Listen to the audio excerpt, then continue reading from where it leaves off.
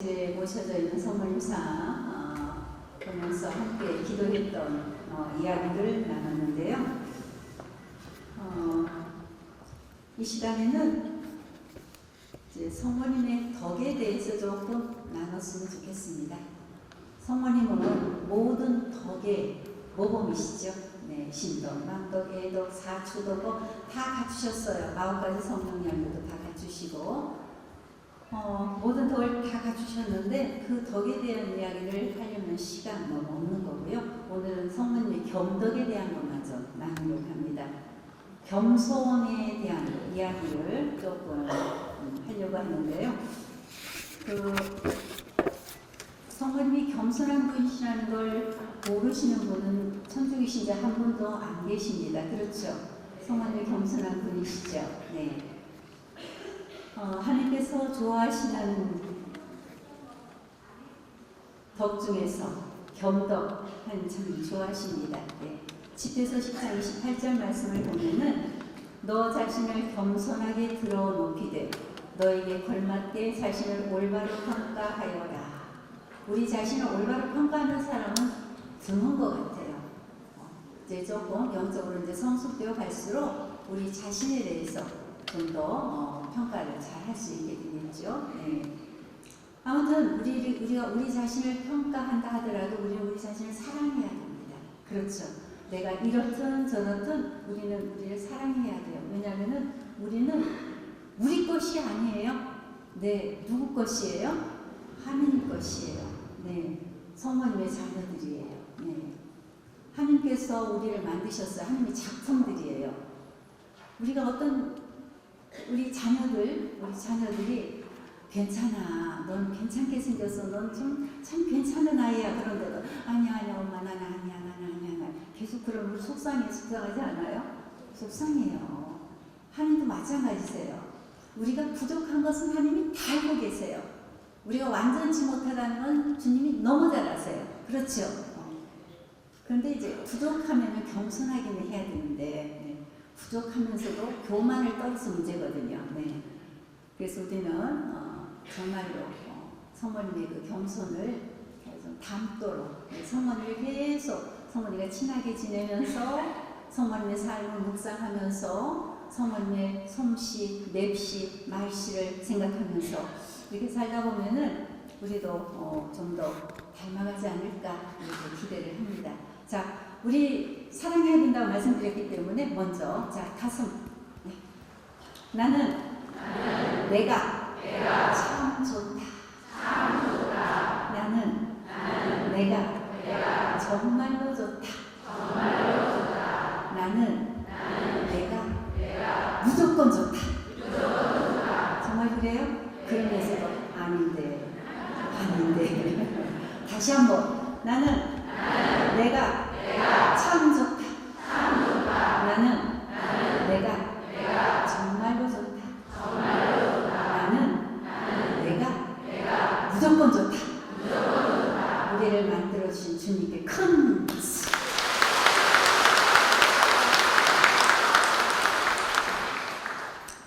옆에 계시는 분이 내 가족이라고 생각하시고 서로 세 분이든지 두 분이든지 마주하시면서 나는 당신이 참 좋습니다.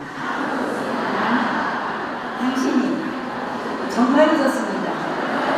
나는 당신이 무조건 좋습니다. 정말요 박수.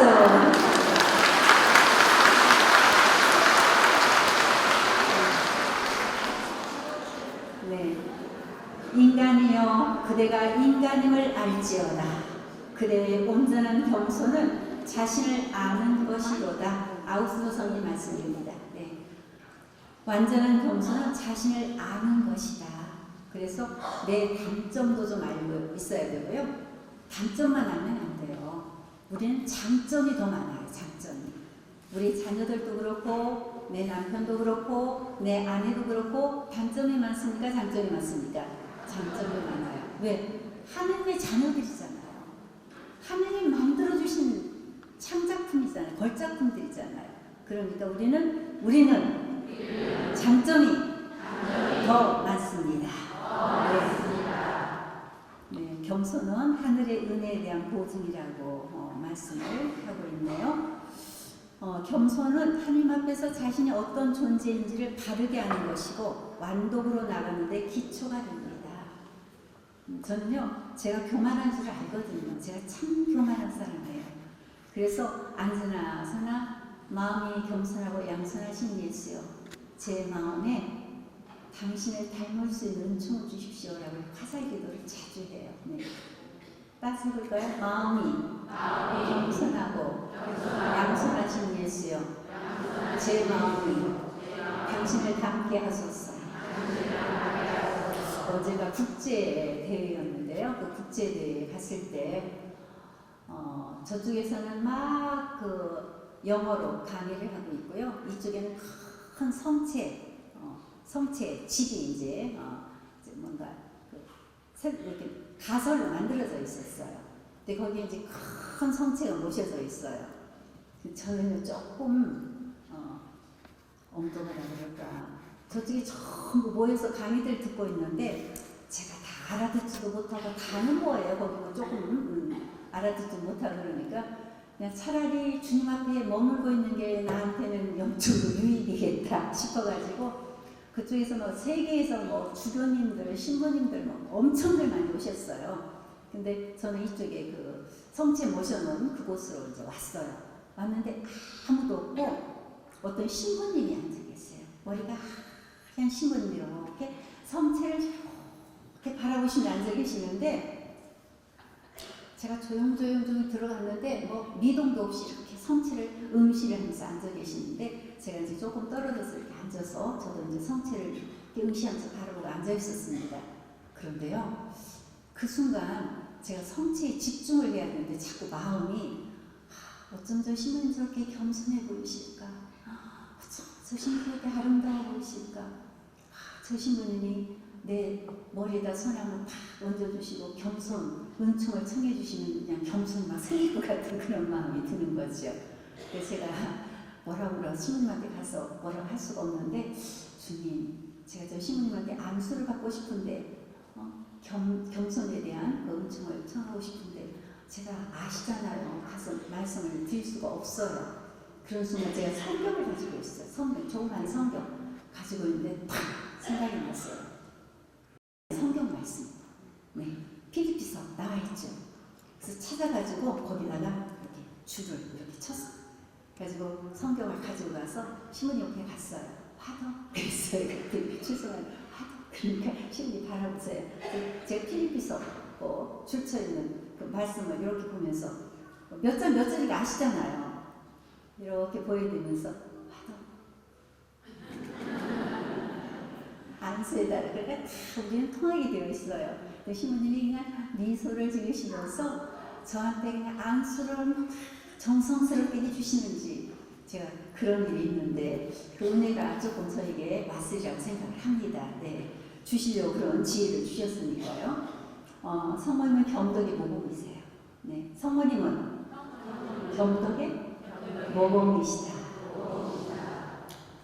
성모님께서는 가장 겸손하신 성모님께, 하나님께서는 가장 겸손하신 성모님께 가장 큰 은총을 주셨습니다. 네.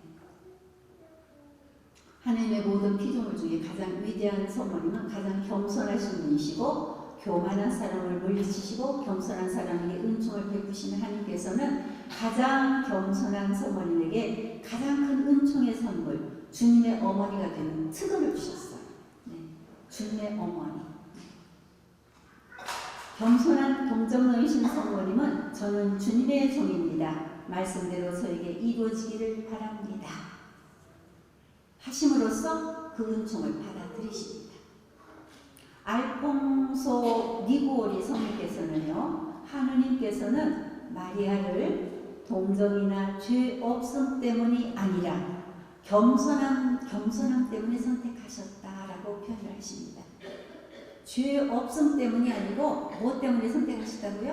겸손 때문에. 베르나두로 성인께서도 이렇게 말씀하십니다. 마리아님이 겸손하지 않았다면 성령은 결코 그녀에게 머물지 않았을 것이다. 또한 정결로 그녀를 채우지 못했을 것이다. 하느님은 그녀의 정결보다는 겸손을 귀하게 보셨다. 마리아님은 정결했기에 주님의 사랑을 받았고 아울러 겸손했기에 예수님을 잉태한 것이다. 겸손했기 때문에 하나님의 어머니가 되신 것이다. 그리고 성모님은 칭찬받으셨을 때 더 겸손하셨어요. 우리 칭찬받을 때 어때야 돼요? 우쭐해야 돼요? 겸손해야 돼요? 겸손해야 돼요. 그래서 저는 칭찬받을 때 누군가 이렇게 칭찬해 주시면 어떻게 하라고 말씀을 드리냐면 항상 저는 그렇게 해요. 아이 머리요. 이러면 칭찬해 준 사람이 무한해요? 무한하지 않나요? 무한하죠. 네. 칭찬해 주시면은 아 감사합니다 그러세요. 네. 칭찬하도록 그분을 쓰셨으니까 아 감사합니다. 그리고는 얼른 마음속으로 주님을 향해서 이 칭찬은 당신의 것입니다. 그러시면 돼요. 네. 그러면 나도 좋고 칭찬해 주는 사람도 좋지요. 그러나 칭찬을 자꾸 이렇게 뭐랄까 들으려고 하지 말라는 그런 얘기를 하는 거죠. 엘리사벳은 칭송을 받았을 때도 즉시 하나님께 그 칭송을 돌리면서 그분께서 당신 종의 귀천함을 굽어보셨기 때문입니다라고 겸손하게 처신하십니다. 네. 주님의 은총이 아니라면 자신은 아무 가치도 없는 존재이고 누구보다도 많은 은총을 받은 것은 그만큼 하나님께 빚진 것임을 알았어요. 그리고 우리가 하나님께 은총을 받을수록 주님께 빚진 자라고 생각하고 더 겸손해져야 됨을 믿습니다. 네. 그리고 성모님은 잠깐 뭐 이것만 겸손한 게 아니시고요. 성모님은 일생을 겸손하게 사셨어요. 일생. 네. 성모님은 소년 예수님이 하시는 말씀을 알아듣지 못해도 그게 무슨 말이니? 안 그러셨어요. 곰곰이 마음속에 간직하셨어요.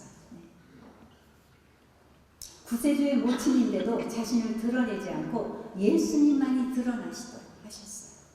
항상 예수님만이 드러나시도록. 예수님 뒤에서 말없이 기도하시고 조용한 삶을 사셨어요. 성모님은 예수님이 어떤 분이시고 당신 자신이 해야 할 역할이 무엇인지를 잘 알고 있었기 때문에 겸손한 생활을 하셨습니다. 그래서 암브로시오 성인께서는 순명과 겸손은 하느님 가장 마음에 들어하시는 두 가지 예물이다 라고 했어요. 무엇과 무엇이? 겸손과 순명. 성모님이 피하시 주셨잖아요. 네 그러셨잖아요. 순명이에요. 네. 그리고 성모님은 겸손한 분이셨어요. 겸손과 순명은 하느님이 가장 마음에 들어하시는 두 가지 예물이다. 네. 겸손은 주님께서 원하시는 생활 태도이고 겸손한 사람일수록 성모님처럼 주님의 은총을 많이 받아요. 우리가 나를 낮추면 하나님의 은총은 더 커질 줄 믿습니다. 네, 커져요. 그래서 위대한 신앙인들이 겸손과 은총과의 관계에 대해서 하신 말씀 몇 가지만 봅니다. 프란치스코 살레시오 성인, 하나님의 은총의 샘은 겸손한 자의 마음의 골짜기로 흘러간다. 물은 위에서 아래로 흘러가잖아요. 겸손하지 않고서는 하나님의 은총을 받을 수 없다. 성 빈첸시오 아빠모 성인인데 하나님께서는 겸손한 자에게 당신의 신비를 드러내시고 당신께로 이끄시며 청하는 것은 무엇이든지 다 주신다. 토마스 아켐피스네. 그래서 성모님이 누구한테 발현하십니까? 정말 시골 어린아이들한테 발현하시잖아요. 네. 나 이렇게 열심히 기도하고 그러는데 왜 나한테는 좀 안 나타나시나 그런 생각을 하실 때가 있는지 모르겠는데요. 사마리아 인수자 까를로 까레토, 당신의 생각을 바꾸고 당신의 시야를 맑게 하도록 이끌어주는 덕은 겸손입니다. 네. 겸손해야만 하나님을 만날 수가 있다는 겁니다. 네. 겸손은 사탄의 머리를 부수고 승리하게 합니다. 성모님의 역할은 우리의 전구자이시고 사탄을 물리쳐 주세요. 그렇죠. 창세기 3장 15절 말씀을 보면은 뱀의 머리를 밟을 여인으로 등장을 합니다. 네. 그래서 사탄이 싫어하시는 분이 성모님이세요. 네. 우리가 목줄을 가지고 기도할 때 구마의 능력이 있다고 그러잖아요.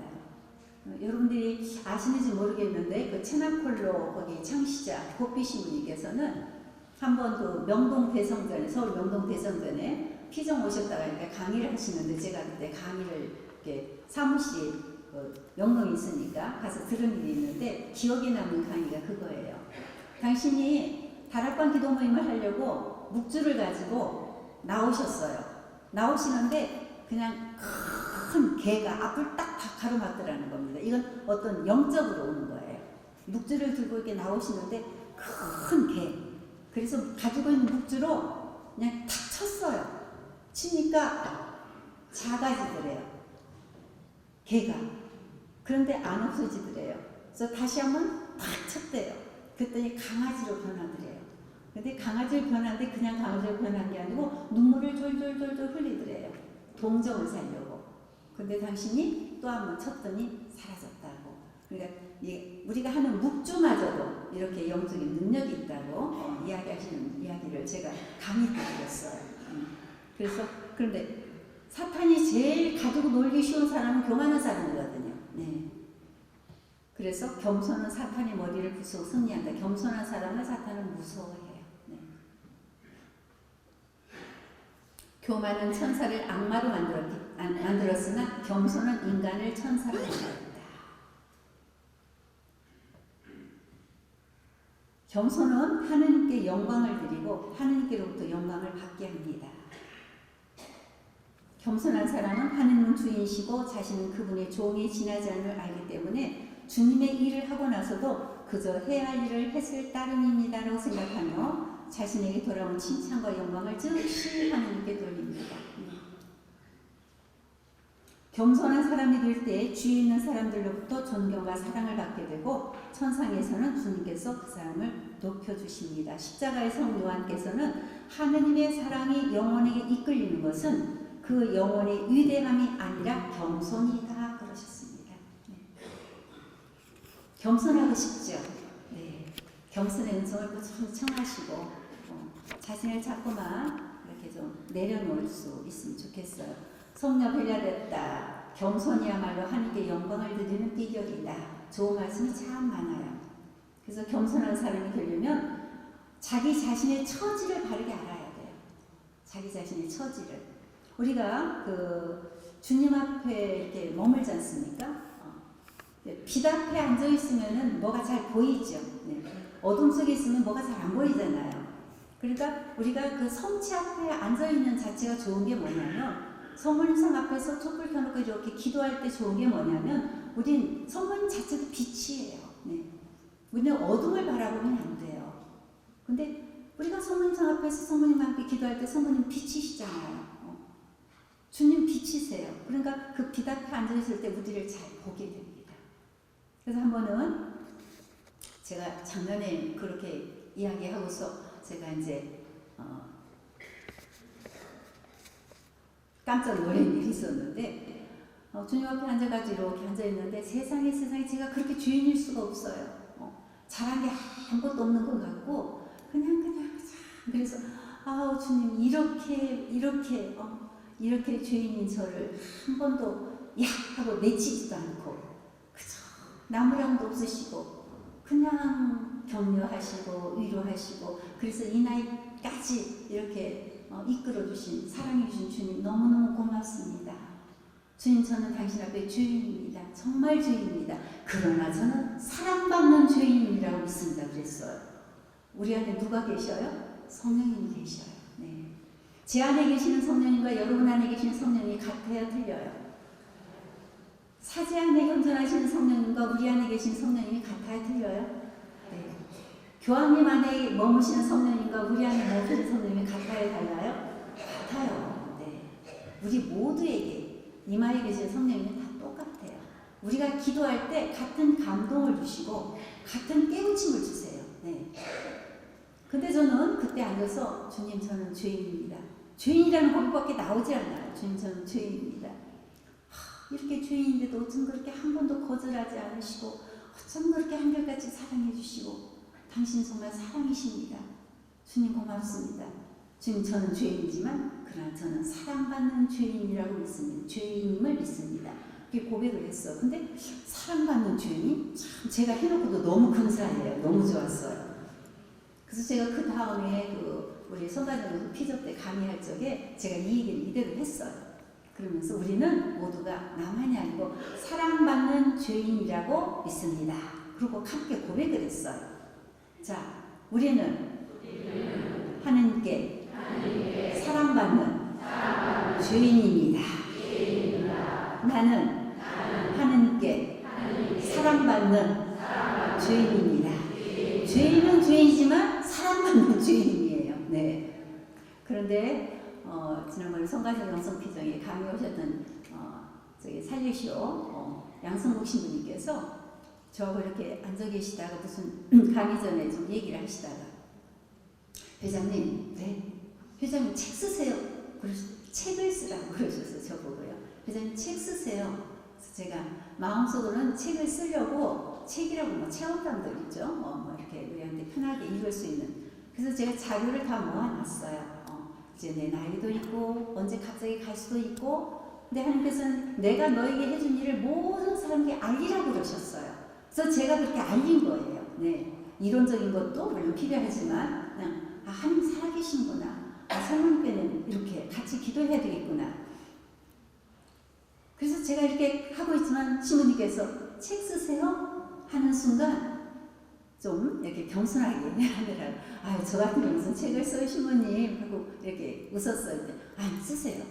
쓸 거 많잖아요. 그래서 웃으면서 네 고맙습니다 이렇게 이제 끝났어요. 그 신부님 강의하시고 이렇게 가시려다가 또 제 눈을 똑바로 보시면서 회장님 책 꼭 써요? 이러고 가셨어요. 그런데 제가 그 말씀을 뭘로 알아들었습니까? 하느님이 저에게 제가 이걸 써. 이걸 써. 다니면서 강의 많이 했는데 이런 생각을 제가 하고 있었거든요. 그러니까 신부님을 통해서 저한테 말씀해 주신 걸 제가 받아들이는 겁니다.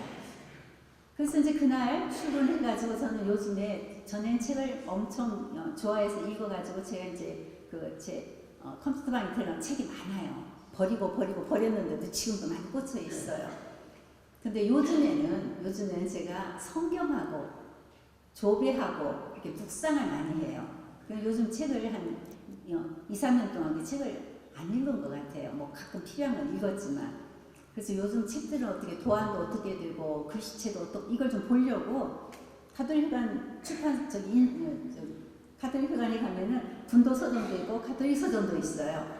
그래서 제가 이제 들어가지고 저도 모르게 서점으로 이렇게 발길을 옮겼습니다. 이렇게 옮겼는데 가가지고 책을 이렇게 하나 떠들어보고 이렇게 펼쳐보고 이렇게 다니는데 작은 책자가 있었어요. 그래서 작은 책자를 이렇게 열어서 읽어보는데 지금 우리가 고백한 말이 그대로 나와 있어요.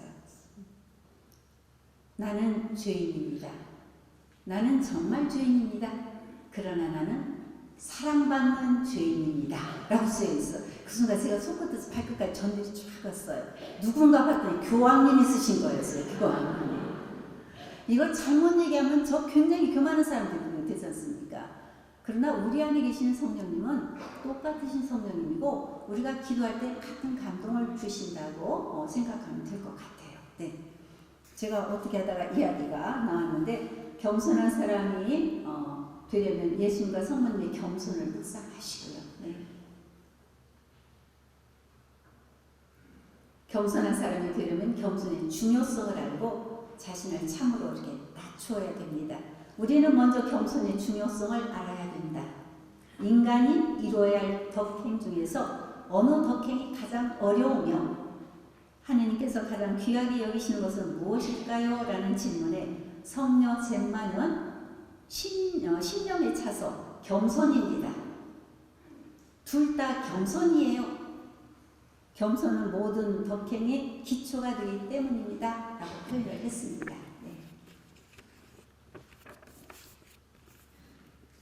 그레고리오는 교만은 버림받은 자의 표시이고 겸손은 선택된 자의 표시다 라고 말했고요.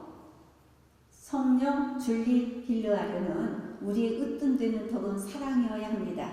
이 사랑으로 우리 가운데 가장 강한 사람은 약한 사람을 부추겨 주어야 합니다. 그러나 겸손이 없으면 사랑도 없습니다. 그래서 겸덕을 닦으려면 겸손을 위해서 은총을 주시도록 늘 기도하고 자신을 낮은 자세로 내려놓자고 교부 티토S가 말씀하고 계십니다. 무엇이 겸손에 이르는 길입니까? 라고 묻자 겸손의 길, 그것은 기도하며 절제하고 모든 피조물보다 자신을 낮추는 길이라네. 가경자 샤를드 푸코는 내가 참으로 낮아질 수 있는 일을 구하고 낮아질 수 있는 일을 구하고 원하고 사랑하여라. 너에게 주어진 평범한 일들을 사랑하여라 라고 말씀하셨습니다. 예수의 성도 대리사는 겸손의 덕을 쌓는 사람은 남을 나무라는 일이 절대로 없어야 합니다 그랬어요. 제가 이 말씀 너무 좋아요. 남을 나무라는 일이 없어야 된대요. 네. 근데 저는 제가 그냥 오늘 아침에 고백성사를 받고 왔어요. 고백성사. 한 그런 것도 이끌어 주시더라고요. 저희 남편이 요즘 좀 아파요. 네. 아주 튼튼했던 사람이 좀 아파요. 그래서 그 주사를 좀 아픈 데다가 주사를 잘못 맞아가지고 몸이 전체가 풀어졌어요. 그래서 이렇게 다리가 흐느름해져가지고 이거 우리가 구축을 해야 돼요. 그래서 저는 새벽 2시 반에도 일어나고 새벽 3시 반에도 일어나서 남편 다 씻겨주고 옷 갈아입혀주고 뭐 이렇게 합니다. 그래서 지난 일요일 날 어디야 거기 성지 강의를 가면서 제가 이제 옷을 이렇게 똑같은 옷을 입었어요. 갈아입지도 않고 똑같은 옷을 입고 나오는데 이제 제가 나와야 되니까 이제 큰 딸아이와 작은 딸아이가 와 있었어요. 아빠 저기 하느라고. 그래서 제가 그냥 정신없이 뭐 그냥 차리고 뭐 저기 하고 아이들 이제 불러놓고 이렇게 차리고 나오면서 어떤 일 나 이렇게 아빠하고 씨름하고 쇼하고 나가는 여자 같지 않지? 네, 우리 아이들 맞아 엄마 쇼하고 나가는 여자 같지 않다고 이렇게 얘기를 했는데 그냥 사랑으로 정말 사랑으로. 그래서 저희 가족들이 그냥 사랑으로 똘똘 뭉쳐 있어요. 아이들도 그렇고 저도 그렇고 온전히. 그런데 오늘 아침에는 짜증이 났어요. 왜냐? 제가 새벽 5시 미사를 해야 돼요. 왜냐하면 저를 위해서 오늘 제 축일이거든요. 카타리나 성령. 축일 박수 한번 쳐주세요.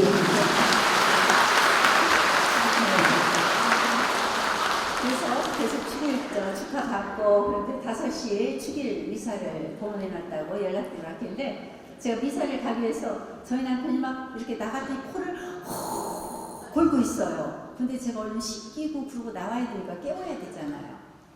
깨웠는데 잠든 애기 깨워놓으면 막 이러는 것처럼 그냥 이게 정신을 못 차리셔요. 그리고 저도 모르게 올라오더라고요. 그래서 제가 등을 이렇게 하면서 여보 정신 차려 정신. 나 5시 미사 가야 되잖아요. 그러면서 제가 그런데 제가 여보 정신 차려요. 제가 보통 이렇게 얘기해요. 여보 정신 차려.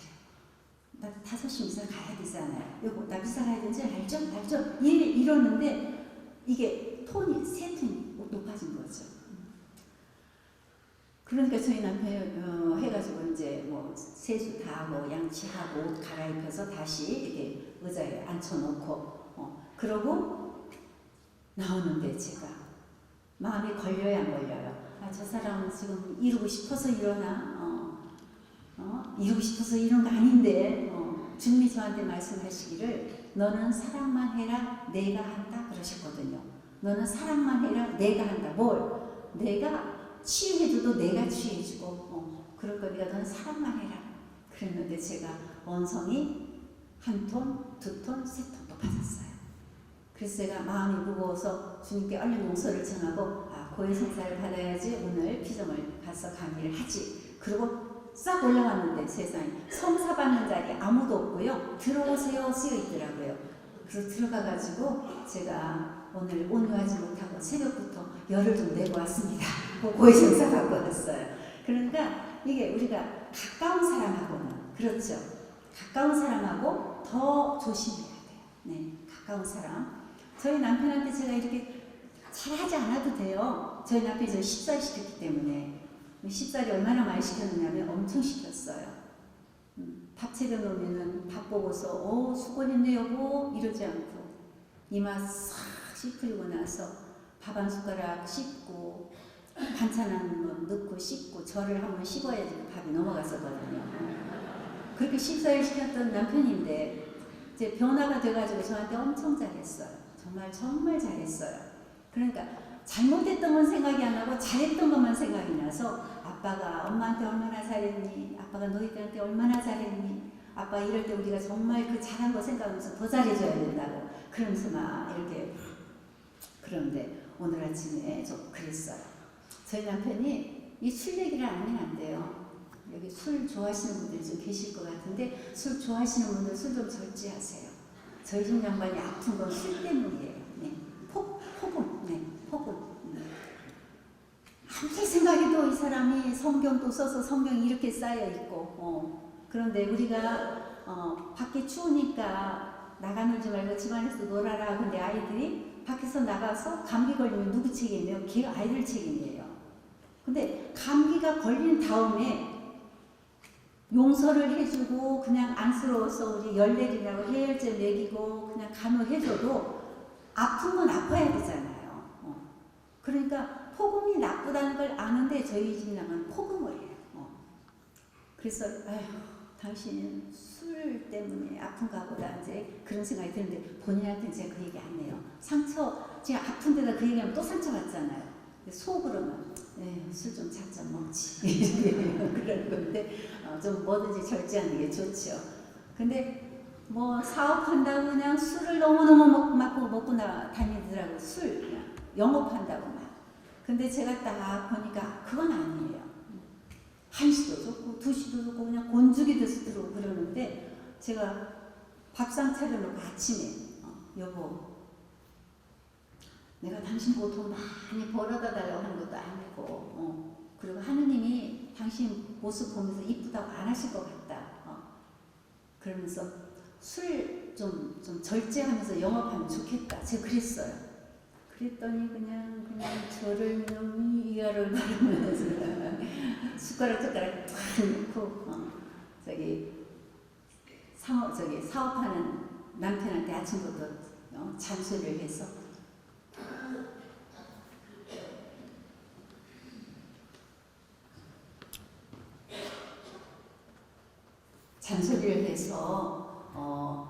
오늘 사업은 다 틀렸다고 이렇게 얘기하는 거예요.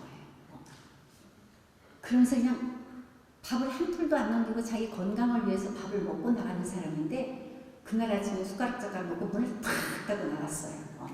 그래서 제가 후회를 했죠. 주님 잘못했습니다. 분위기를 봐서 얘기를 해야 되는데 밥 먹을 때 그 얘기를 했으니까 제가 잘못한 거잖아요. 그래서 주님 상도 그대로 놓고 주님 앞에 가서 출근한 사람 내보낸 다음에 앉아가지고 주님 제가 잘못했습니다. 전 빨리 용서를 청해요. 분별 없이 밥 먹는 사람 앞에서 잔소리해가지고 밥도 못 먹게 하고 나가고 죄송합니다. 그러고는 제가 이제 기도하고 그러고 나서 성경을 항상 읽고 나오니까 성경을 이렇게 읽는데 에제키엘전서 33장 말씀을 읽게 됐어요. 그날 딱 그것도 이렇게 맞춰져요. 거기에 나팔수가 나팔을 불어야 될 때 나팔을 불지 않아서 그 사람이 죽으면 나팔수 책임이에요. 아니 나팔을 불어야 될 때 나팔을 불지 않아서 그 사람이 죽으면 나팔수 책임이고 나팔수가 나팔을 불었는데 그 사람이 듣지 않아서 그 사람이 죽으면 그 사람 책임이래요. 그걸 보는 순간 제가 미소를 지었어요. 오늘 아침에 나팔을 잘 불었구나. 그러고는 제가 이야기했어요. 주님 제가 나팔을 잘 불었으면 살짝만 때려주세요.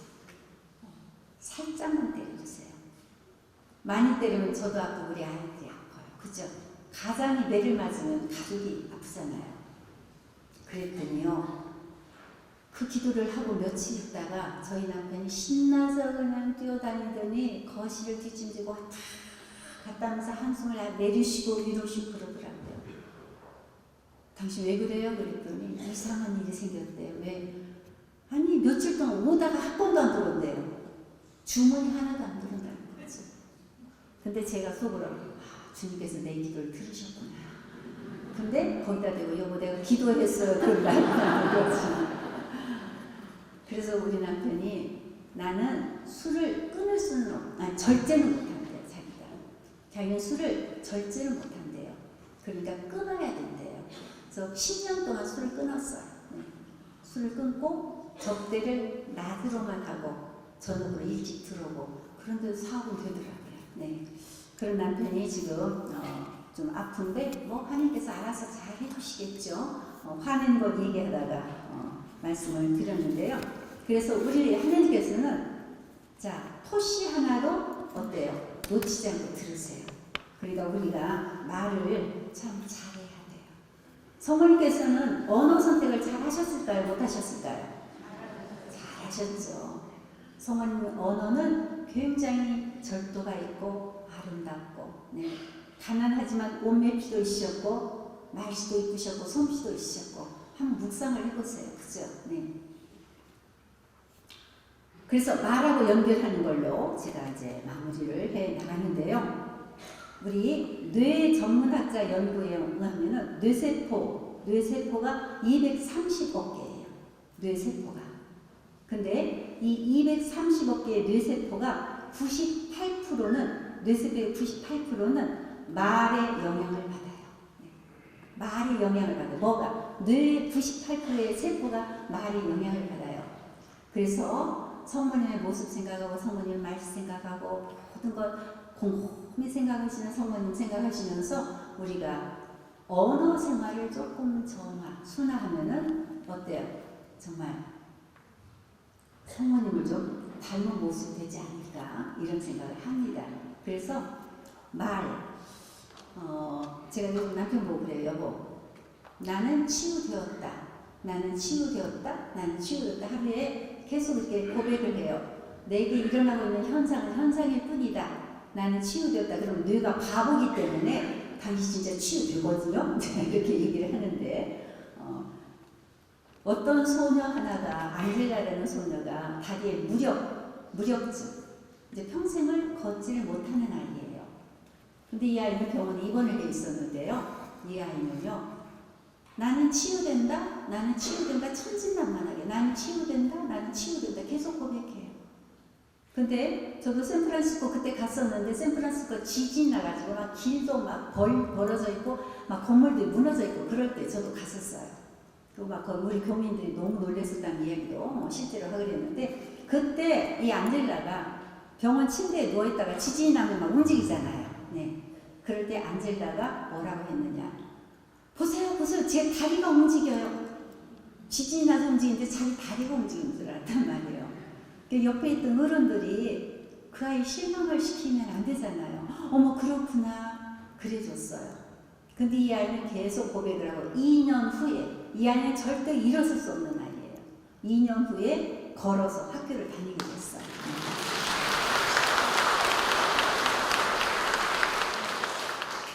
안델센 아시죠? 안델센. 네. 안델센 가난한 구두가게 주인의 아들이었는데요. 어렸을 때부터 글쓰기를 좋아해요. 안델센 글 안 읽으신 분 한 분도 안 계세요. 네. 그런데 그 아이가 쓴 글을 사람들이 대수롭지 않게 여겨요. 가난한 집 아이고 뭐 별 볼 일 없는 아이예요. 그러니까 이 아이가 이제 실망을 해요. 그래서 엄마한테 와가지고 엄마 내 글은 아무 이제 감동을 주지 못하는가 봐. 사람들이 내 글을 읽고 반응이 없다. 그러니까 이 안델센 부모님이 굉장히 가난했는데 굉장히 인성들이 좋으신 분이었어요. 아버지도 가난하지만 그 없는 걸 가지고 장난감도 만들어가지고 안델센하고 놀아주고 어머니도 긍정적인 언어를 이렇게 했고 그러니까 안델센 어머니가 이렇게 말합니다. 얘야 엄마하고 저 꽃밭에를 가보자. 꽃밭으로 데려가요. 그래가지고 아름다운 꽃을 지금은 볼품이 없고 잎과 키가 작지만 아름다운 자라서 아름다운 꽃을 피울 거야. 이 꽃들이. 그러니 너도 실망하지 말아라. 지금은 봉오리 지나지 않지만 곧 세상에서 가장 아름다운 꽃을 피울 수 있을 테니까. 그래서 아들을 격려해요. 근데 이때 이 어머니가 한 소리에 이 안델센이 힘을 얻어가지고 그 유명한 동화작가가 되지 않습니까? 네. 정말 성모님은 정말 우리를 치는 말씀은 전혀 안 하셨을 거예요. 이게 의아할 때는 그냥 곰곰이 묵상하시고요. 네. 그냥 말이 여기까지 나와도 그냥 곰곰이 이해가 안 될 때는 곰곰이 생각하면 이해가 돼요. 네. 자, 말에는요 세 가지 능력이 있어요. 세 가지 능력. 네. 각인력이 있어요. 각인력. 그 다음에 둘째로 견인력이 있어요. 셋째로 성취력이 있어요. 네. 각인력. 말한 대로 이게 각인이 돼요. 네. 우리가 아이들한테 얘기하든지 누가 나한테 한 이야기가 각인이 돼버려요. 네. 그리고 견인력. 다른 것을 끌어당기는 힘이 있어요. 그래서 말은 행동을 유발하는 힘이 있다. 셋째로 성취력이 있어요. 그래서 말은 견인력을 넘어서 성취력이 있다. 그러니까 말한 대로 된다. 이야기죠.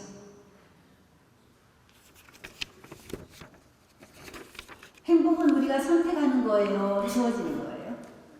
행복은 선택이다. 크게 외쳐보세요. 행복은 선택이다. 누가 말했어요? 괴테가 말했어요. 성모님 말씀하시지 않았어요. 근데 성모님도 아침에 제가 묵상을 하다 보니까 성모님도 행복을 선택을 하셨더라고요. 당신은 예리한 칼이 찔리듯 마음이 아플 거라고 시몬이 여자 그렇게 말을 했는데 성모님은 나는 행복한 여인이라고 사람들이 나를 행복하다고 일컬으라고 노래를 부르셨어요. 그죠? 성모님도 행복을 선택하셨어요. 우리가 행복을 선택할 수 있는 겁니다. 네. 가수들이 노래 한 곡을 취입하기 위해서 수천 번의 노래를 부른답니다. 5,000번씩 부른답니다. 노래를. 네. 그리고 가수들은 자기가 부른 노래대로 살죠. 너무 잘하는 이야기죠. 노래대로 살아요. 네. 여기가 거룩한 성전이지만 성모님 이해하시고 주님 이해하실 거예요. 송대관이 무슨 노래 불렀어요? 한번 불러보세요. 시작. 어디 그렇게 불러가지고 쨍하고 해뜨겠습니까? 네. 주님 이해하시니까 정말 쨍하고 해보세요. 시작. 쨍하고 해뜰 날 돌아온다. 쨍하고 해뜰 날 돌아왔어요? 안 왔어요? 네, 와이프가 뭘 많이 먹었다는 소리는 또 들리더라고요. 네. 그 다음에 돌아가는 삼각지를 배우라는 가수가 불렀대요. 한번 불러보세요. 저는 몰라요. 돌아가는 삼각지? 모르시는구나. 돌아가는 삼각지를 불렀는데 배우가 돌아가는 삼각지 그 노래 됐답니다. 그렇게 세상을 떴답니다. 네. 자, 산장의 여인을 부른 사람이 누구죠? 권혜경 씨죠. 한번 크게 불러보세요. 시작.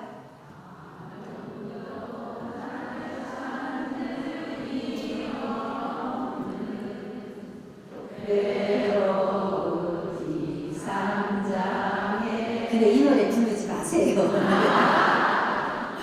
권혜경이가 이 노래 부르는 대로 됐잖아요. 외로운 인생을 살았잖아요. 네.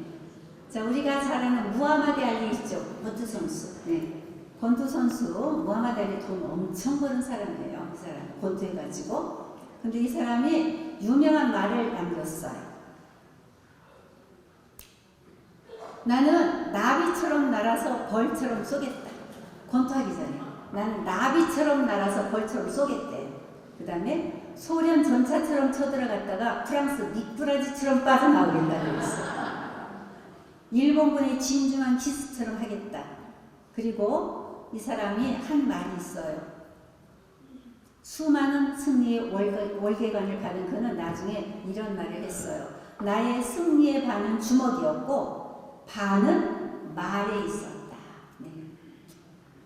자, 오늘 여러분들하고 제가 은혜 받았던 강제를 갖다가 성모님으로 인해서 받는 누리는 은혜, 성모님으로 인해서 받는 복이라고 했기 때문에 제가 성모님과 함께 기도하다가 받은 복, 은혜도 좀 얘기했고 또 성모님의 그 덕이 아주 많으신 분이지만 그 중에서 겸손 뿌리기 때문에 겸손 좀 생각할 수 있도록 몇 말씀 드렸고요. 그리고 우리가 일상생활을 해나가는 데 있어서 말이 정말 필요하잖아요. 그래서 말에 대한 것을 몇 말씀 드렸는데요. 자, 뭐 머릿속에 좀 남은 게 있을 것 같습니까? 네. 그러면 손톱 좀 치세요. 주님께. 저한테가 아니죠.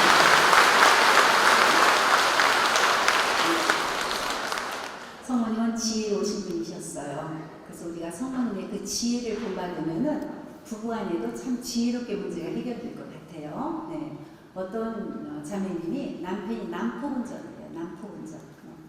근데 아무리 남성분들 계시는데 남성분들 고집이 세요, 안 세요? 세요. 저희 집 남편이 고집이 엄청 세요. 다리가 저기에서 골절에서 기부스를 했는데 새벽에 풀고 나왔더라니까요. 기부스. 병원에서 절대 풀면 안 된다고 했는데 풀어도 된다고 하면서 풀고 나왔어요. 참 고집이 세구나 그랬는데 그 고집 센 남편한테 여보 남포운전하면 안 돼요. 남포운전하지 마세요. 그럼 남편 들어요, 안 들어요? 안 듣죠. 그래서 이 아내가 항상 남편이 운전하고 옆에 타고 다니는데 가슴이 콩알만 탁 들어가는 거죠. 그래서 어느 날 성모님께 기도하면서 도움을 청했는지 지혜를 청했어요. 그래가지고 남편이 운전을 딱 시작했어요. 남편이 처음에 60으로 달려요.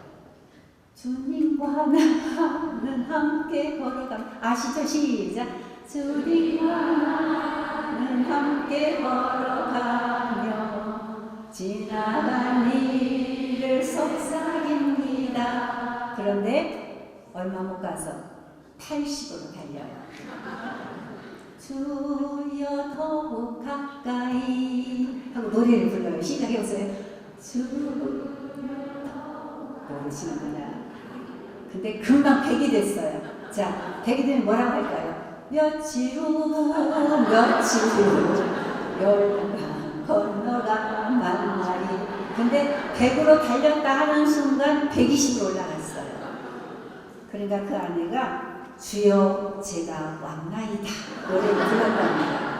그러니까 남편이 잔소리를 할 때보다도 그 아내가 노래를 계속 부르니까 남편 운전을 버릇을 고쳤다는 이야기를 듣고 제가 미소를 지은 게 있는데 아무튼 겸손도 지혜도 말 솜씨도 성모님을 본받으면서 아름다운 성모님 분대가 되시기를 빕니다. 영광의 성과 성자와 성령의 제일과 항상 영원히 아멘. 성부와 성자와 성령의 이름으로 아멘. 수고하셨습니다.